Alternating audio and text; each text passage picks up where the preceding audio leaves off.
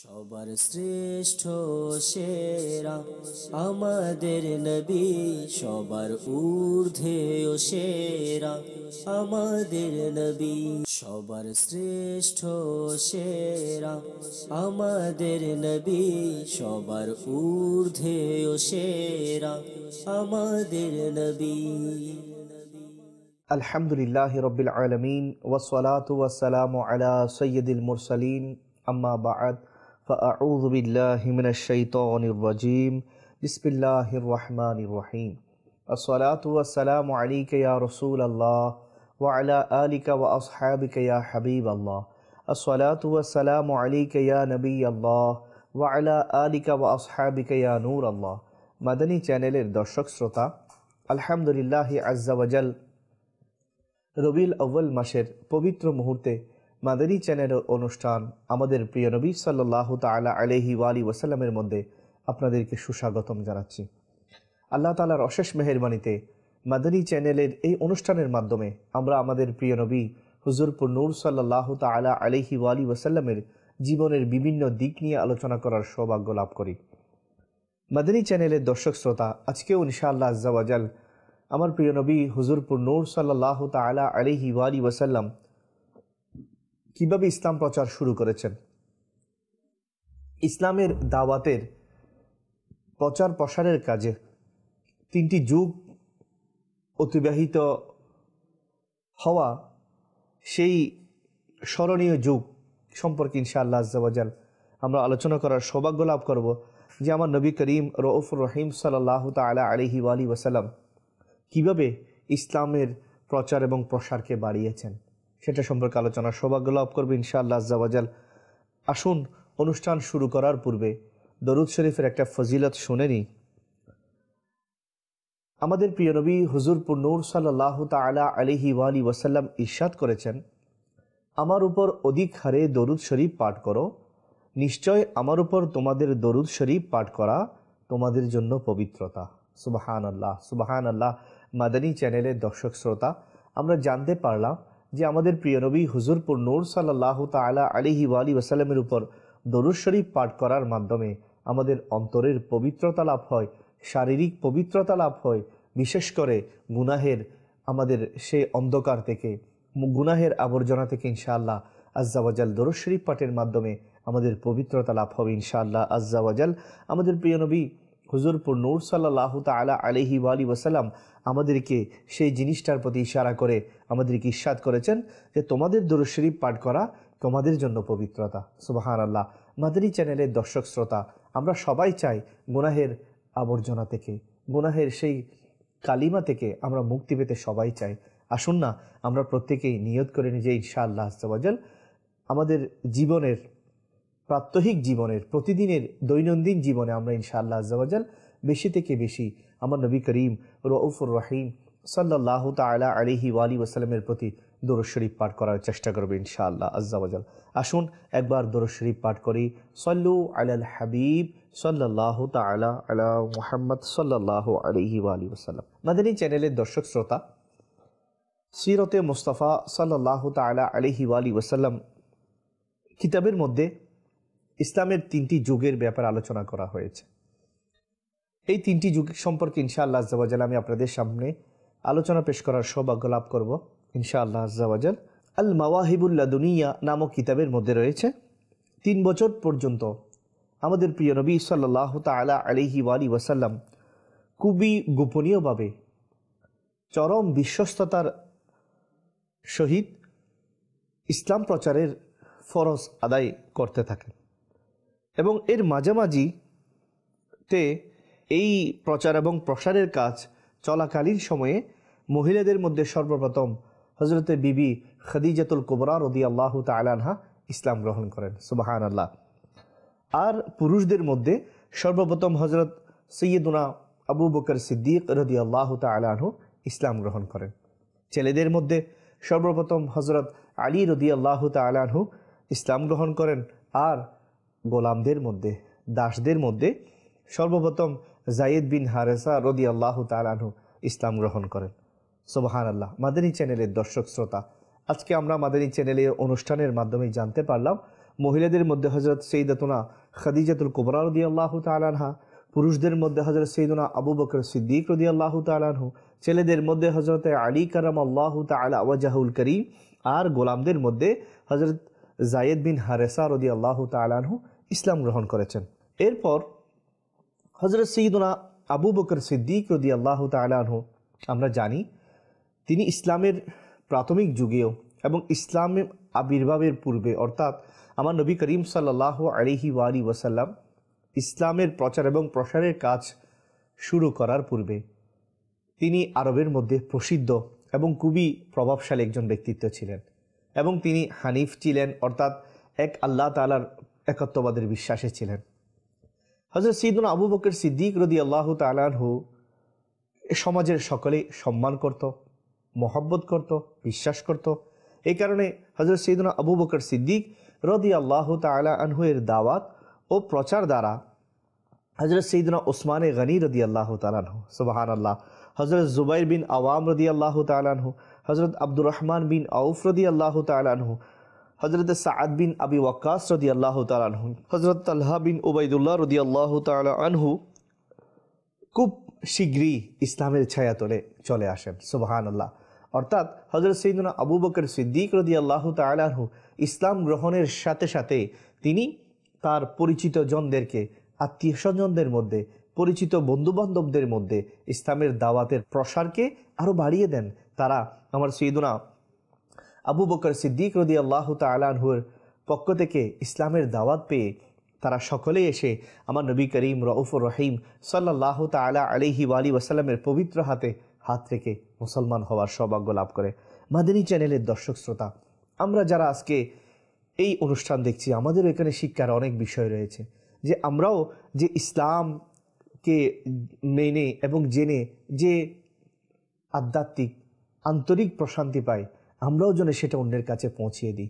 আমার সাইয়্যিদুনা আবু বকর সিদ্দিক রাদিয়াল্লাহু তাআলা আনহু এটা আমাদের জন্য অনুসরণীয় একজন আদর্শ, যে তিনি ইসলামের এই মহান ছায়াতলে, এই বিশাল ছায়াতলে এসে আশ্রয় নিয়ে তিনি অপরকেও এই ইসলামের ছায়াতলে আনার জন্য সচেষ্ট হয়েছিলেন, চেষ্টা চালিয়েছিলেন, যার কারণে বড় বড় সাহাবা ইকরাম, বিশেষ করে হযরত ওসমান গনি রাদিয়াল্লাহু তাআলা আনহু, হযরতে জুবাইর বিন আওয়াম, আব্দুর রহমান বিন আউফ, হযরত সাআদ বিন আবি ওয়াক্কাস, তালহা ইবনে উবাইদুল্লাহ রাদিয়াল্লাহু তাআলা আনহুমের মতো বিশিষ্ট সাহাবা ইকরাম, আমাদের প্রিয় নবী হুজুরপুর নূর সাল্লাল্লাহু তাআলা আলাইহি ওয়াসাল্লামের একনিষ্ঠ সাহাবী, বিশিষ্ট সাহাবী হযরত আবু বকর সিদ্দিক রাদিয়াল্লাহু তাআলা আনহুর প্রচেষ্টাক্রমে ইসলামের ছায়াতলে চলে আসে। একইভাবে হযরত আবু সালমা আব্দুল্লাহ বিন আব্দুল আসাদ, হযরত আরকাম বিন আবু আরকাম, হযরত ওসমান বিন মাজউন এবং তাদের দুই ভাই হযরত কুদামা ও হযরত আব্দুল্লাহ রাদিয়াল্লাহু তাআলা আনহু ইসলাম কবুল করেন। সুবহানাল্লাহ, সুবহানাল্লাহ। দেখতে দেখতে আরবের বিশিষ্ট জনেরা, সম্মানিত লোকদের মধ্যে অনেকেই ইসলামের ছায়াতলে আসতে থাকে। সুবহানাল্লাহ। মাদানী চ্যানেলের দর্শক শ্রোতা, মনে রাখবেন, এখন আমি যে আলোচনা করছি এটা হচ্ছে ইসলামের দাওয়াত তথা প্রচার প্রসারের প্রথম যুগ সম্পর্কে আমি আপনাদের সামনে আলোচনা করার সৌভাগ্য লাভ করেছি। যে ইসলামের যাত্রা শুরু হতেই আমার প্রিয় নবী সাল্লাল্লাহু তাআলা আলাইহি ওয়াসাল্লামের পবিত্র হাত মুবারকের মধ্যে যারা হাত রেখে মুসলমান হয়েছেন, যারা ইসলামের ছায়াতলে এসেছেন, তাদের আলোচনা করার সৌভাগ্য লাভ করছি। বলা হচ্ছে এর পরবর্তীতে আমাদের প্রিয় নবী সাল্লাল্লাহু তাআলা আলাইহি ওয়াসাল্লামের চাচি হযরত উম্মুল ফজল, হযরত আব্বাস বিন আব্দুল মুত্তালিবের স্ত্রী এবং হযরত আসমা বিনতে আবু বকর রাদিয়াল্লাহু তাআলা আনহুন্না ও মুসলমান হয়ে যান। সুবহানাল্লাহ। তাদের ব্যতীত অন্যান্য অসংখ্য পুরুষ এবং মহিলাদেরও ইসলাম গ্রহণের সৌভাগ্য অর্জন করেন। এছাড়াও আমি যে নাম আপনাদের সামনে পেশ করেছি, এটা ছাড়াও অসংখ্য সাহাবায়ে কেরাম, পুরুষ এবং মহিলা ইসলাম গ্রহণের সৌভাগ্য লাভ করেন। মাদানী চ্যানেলের দর্শক শ্রোতা, এটা স্পষ্ট যে সর্বপ্রথম ইসলাম গ্রহণকারী, ইসলামের সর্বপ্রথম যারা মুসলমান হয়েছেন, তারা সাবেকিন ও আউ্বালিন এর উপাধি দ্বারা ধন্য হয়েছেন। সুবহানাল্লাহ। তাদেরকে সাবেকিন তথা পূর্ববর্তী এবং অগ্রাধিকার প্রাপ্ত লোক হিসেবে তারা উপাধি দ্বারা ধন্য হয়েছে। ওই সৌভাগ্যবানদের তালিকার উপর যদি দৃষ্টি দেওয়া হয়, তবে জানা যাবে সর্বপ্রথম ইসলামের ছায়াতলে আগমনকারী ওসব লোকেরাই রয়েছে যারা স্বাভাবিকভাবে উত্তম চরিত্রের অধিকারী ছিলেন এবং যারা প্রথম থেকেই তারা সত্য ধর্মের অন্বেষণের মধ্যে ছিলেন।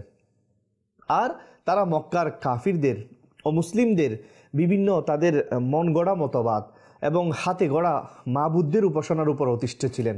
এমন ব্যক্তিত্বরাই সর্বপ্রথম ইসলামের ছায়াতলে আসতে শুরু করেন।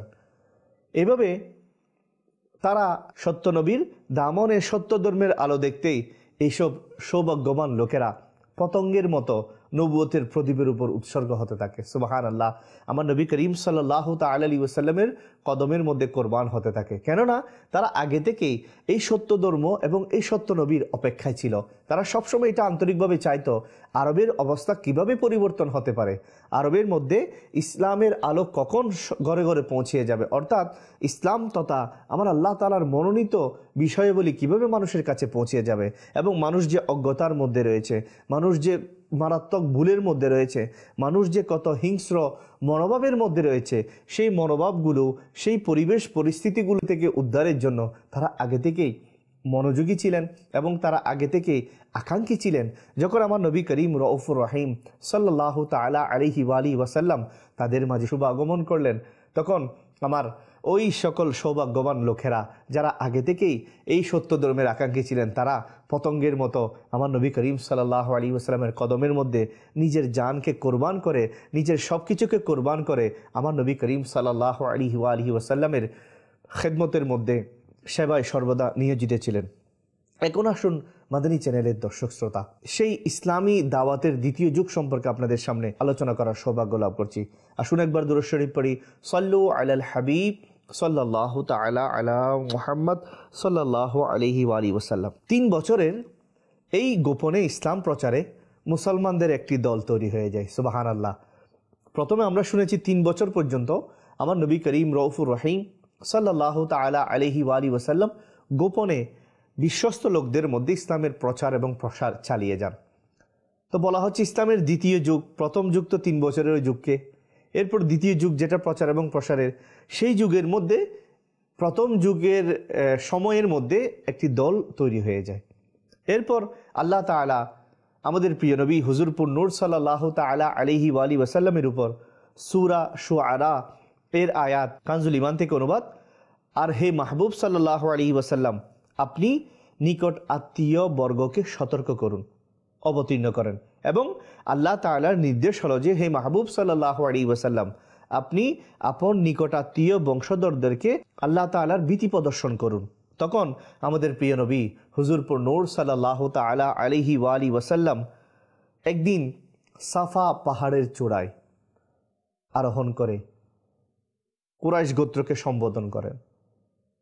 যখন সকল কুরাইশ বংশের লোক একত্রিত হলো, তখন আমাদের প্রিয় নবী হুজুরপুর নূর সাল্লাল্লাহু তাআলা আলাইহি ওয়াসাল্লাম ইরশাদ করলেন, হে আমার সম্প্রদায়, যদি আমি তোমাদেরকে এটা বলে দিই যে এই পাহাড়ের পিছনে একটি সৈন্যবাহিনী লুকায়িত আছে যারা তোমাদের উপর আক্রমণ করবে, তবে কি তোমরা আমার কথা বিশ্বাস করবে? তখন সবাই এক বাক্যে বলে উঠল, হ্যাঁ হ্যাঁ, আমরা নিঃসন্দেহে আপনার কথা বিশ্বাস করব, কেননা আমরা আপনাকে সত্যবাদী এবং আমানতদার হিসেবে পেয়েছি।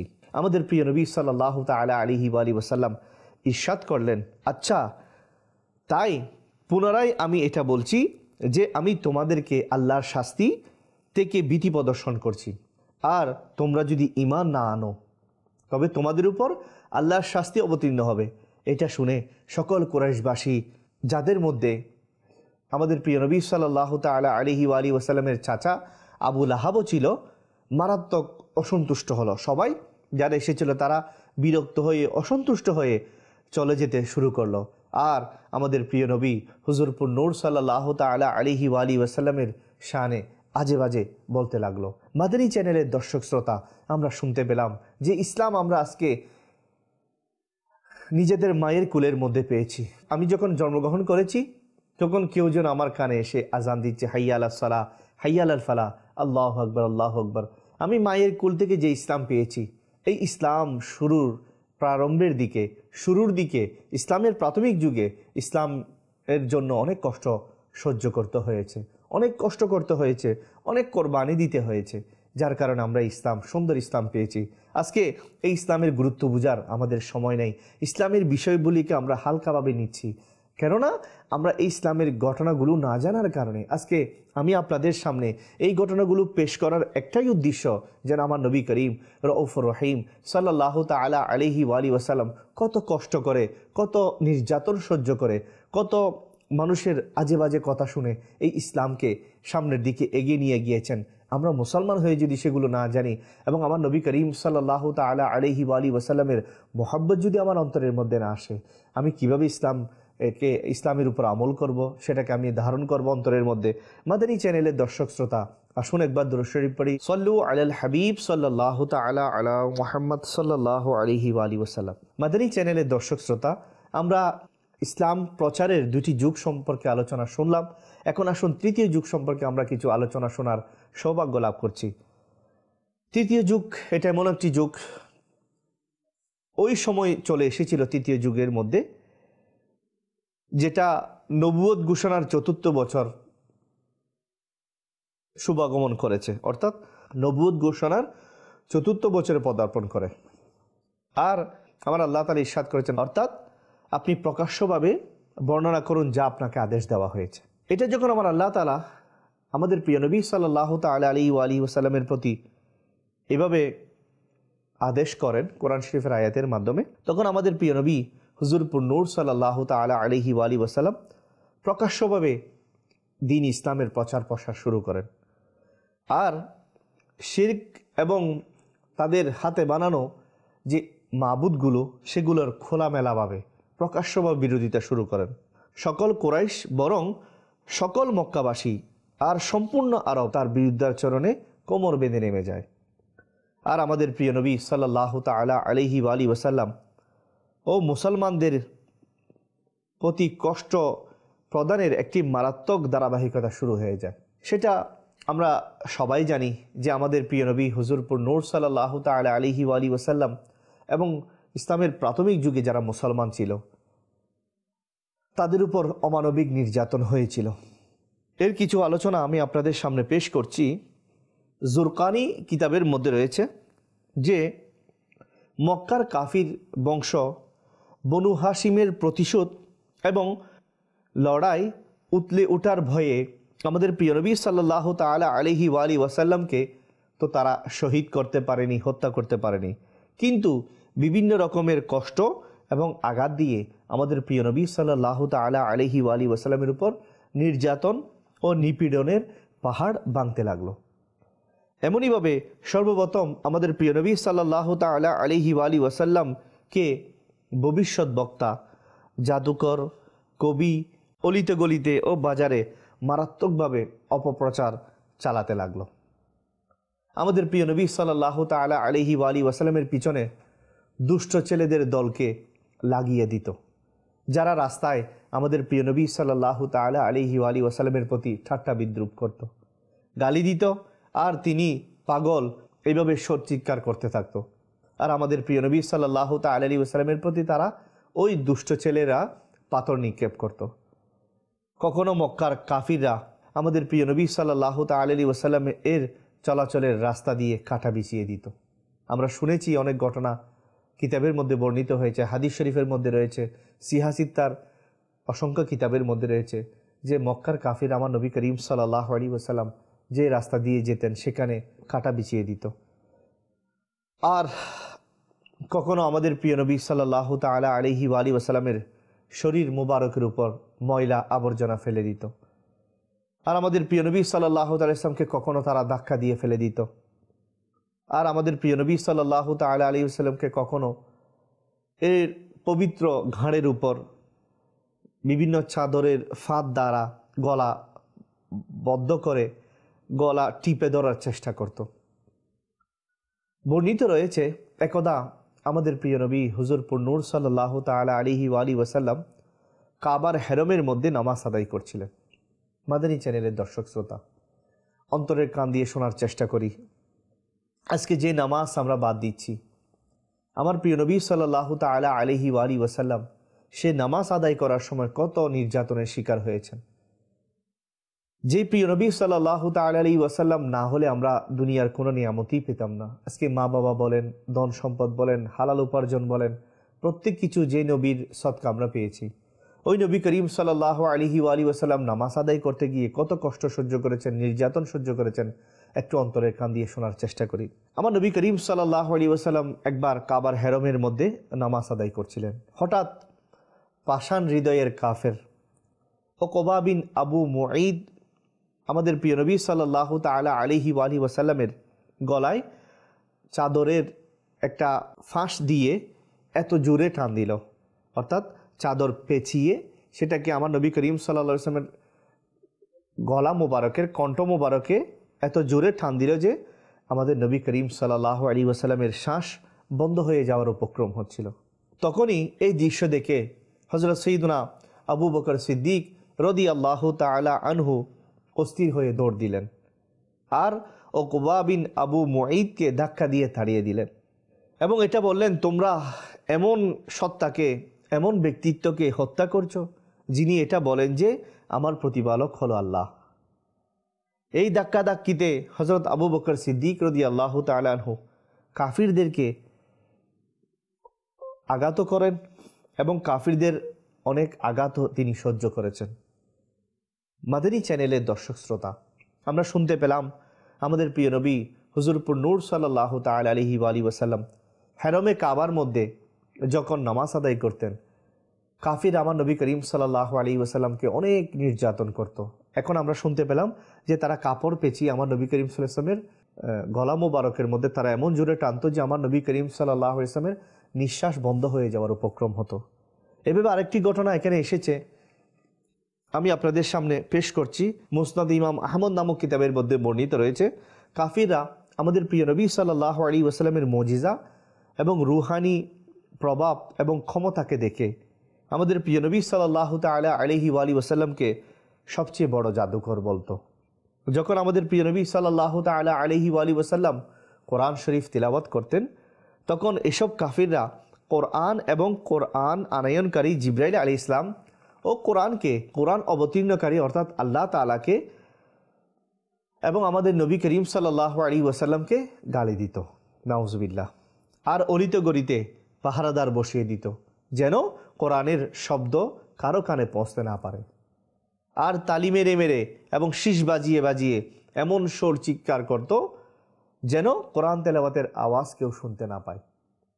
আমাদের প্রিয় নবী সাল্লাল্লাহু তাআলা আলাইহি ওয়াসাল্লাম যখন কোথাও বা কাফিরদের মেলাগুলোর মধ্যে কোরআন পাঠ করে শোনাতেন বা ইমানের দাওয়াতের ওয়াজ পরিবেশন করতেন, তখন আমাদের প্রিয় নবী সাল্লাল্লাহু তাআলা আলাইহি ওয়াসাল্লামের চাচা আবু লাহাব আমাদের প্রিয় নবী সাল্লাল্লাহু তাআলা আলাইহি ওয়াসাল্লামের পিছনে চিৎকার করে বলতে থাকতো যে, হে লোকেরা, এটা আমার ভাতিজা মৃত্যু, সে পাগল হয়ে গিয়েছে, নাউজুবিল্লাহ, তোমরা লোকেরা তার কোনো কথা শুনিও না, আল্লাহর পানাহ, নাউজুবিল্লাহ। একদা আমাদের প্রিয় নবী সাল্লাল্লাহু তাআলা আলাইহি ওয়াসাল্লাম জুল মিজাজের বাজারের মধ্যে ইসলামের দাওয়াত সম্পর্কিত ওয়াজ করার জন্য তশরিফ নিয়ে যান, লোকদেরকে সত্যের বাণীর দাওয়াত দেন। তখন আবু জেহেল আমাদের প্রিয় নবী সাল্লাল্লাহু তাআলা আলাইহি ওয়াসাল্লামের প্রতি অপবাদ বলতে থাকে, হে লোকেরা, তার দোকায় এসো না। চাচা আবু জেহেল বলতেছে, হে লোকেরা, তোমরা তার দোকায় এসো না, সে এটা চাই যেন তোমরা তোমাদের লাত এবং উজ্জার তথা তাদের হাতে বানানো সেই মাবুদগুলোর উপাসনা ছেড়ে দাও। এভাবে আরও অসংখ্য রিওয়ায়াত এসেছে মাদানী চ্যানেলের দর্শক শ্রোতা। আরেকটা বুখারী শরীফের একটা হাদিস শরীফ আমি আপনাদের সামনে পেশ করছি যে একদা আমাদের নবী করিম রউফুর রহিম সাল্লাল্লাহু তাআলা আলাইহি ওয়াসাল্লাম কাবার হেরমের মধ্যে নামাজ আদায় করছিলেন। আবু জেহেল তখন দূর থেকে দেখছিল যে আমার নবী করিম সাল্লাল্লাহু আলাইহি ওয়াসাল্লাম নামাজ আদায় করছেন। তখন সে কাফিরদেরকে, অমুসলিমদেরকে উদ্বুদ্ধ করে বলল, কে আছো যে অমুক বংশের জবাইকৃত ওটের নাড়ি বুড়ি এনে সিজদা অবস্থায় আমাদের প্রিয় নবী সাল্লাল্লাহু আলাইহি ওয়াসাল্লামের কাঁধের উপর রেখে দিবে। এটা শুনে উকবা বিন আবু মুতি নামক কাফির উঠল আর ওই নাড়ি বুড়ি নিয়ে আমাদের প্রিয় নবী হুজুরপুর নূর সাল্লাল্লাহু আলাইহি ওয়াসাল্লামের কাঁধ মুবারকে রেখে দেয়। আমাদের প্রিয় নবী সাল্লাল্লাহু আলাইহি ওয়াসাল্লাম সিজদায় ছিলেন, অনেকক্ষণ পর্যন্ত নাড়ি বুড়ি কাঁধ এবং ঘাড়ের উপর পড়ে রইল আর কাফিররা ঠাট্টা বিদ্রুপ করে হাসতে থাকে, আর হাসতে হাসতে একজন অপরজনের উপর পড়তে থাকে। অবশেষে হজরত বিবি ফাতেমা রাদিয়াল্লাহু তাআলা আনহা, যিনি তখনও কম বয়সী মেয়ে ছিলেন, তিনি আসেন আর ওই কাফিরদেরকে ভালো মন্দ বলে ওই নারী বুড়িকে আমাদের নবী করিম সাল্লাল্লাহু আলাইহি ওয়াসাল্লামের কাঁধ মুবারক থেকে সরিয়ে দেন। আমাদের প্রিয় নবী সাল্লাল্লাহু আলাইহি ওয়াসাল্লামের কলব মুবারকে কোরাইশদের এই দুষ্টামির দ্বারা খুবই কষ্ট পৌঁছে। অতঃপর আবু জেহেল, উতবা বিন রবিয়া, শাইবা বিন রবিয়া, ওয়ালিদ বিন ওতবা, উমাইয়া বিন খলফ, আম্মারা বিন ওয়ালিদ এর নাম নিয়ে দোয়া করেন যে, হে আমার মালিক, তুমি এসব লোকদেরকে তোমার পাকড়াওর মধ্যে নিয়ে নাও। হযরত আব্দুল্লাহ বিন মাসউদ রাদিয়াল্লাহু তাআলা আনহু বলেন, আল্লাহর শপথ, আমি ওই সকল কাফিরদেরকে বদরের যে যুদ্ধ সংগঠিত হয়েছিল সেই বদরের প্রান্তরের মধ্যে আমি দেখেছি তাদের লাশগুলো মাটিতে পড়েছিল, আর ওই সকল কাফিরদের লাশগুলোকে খুবই অপমানের সাথে হেঁচড়িয়ে হেঁচড়িয়ে বদরের একটি গর্তে নিক্ষেপ করা হয়।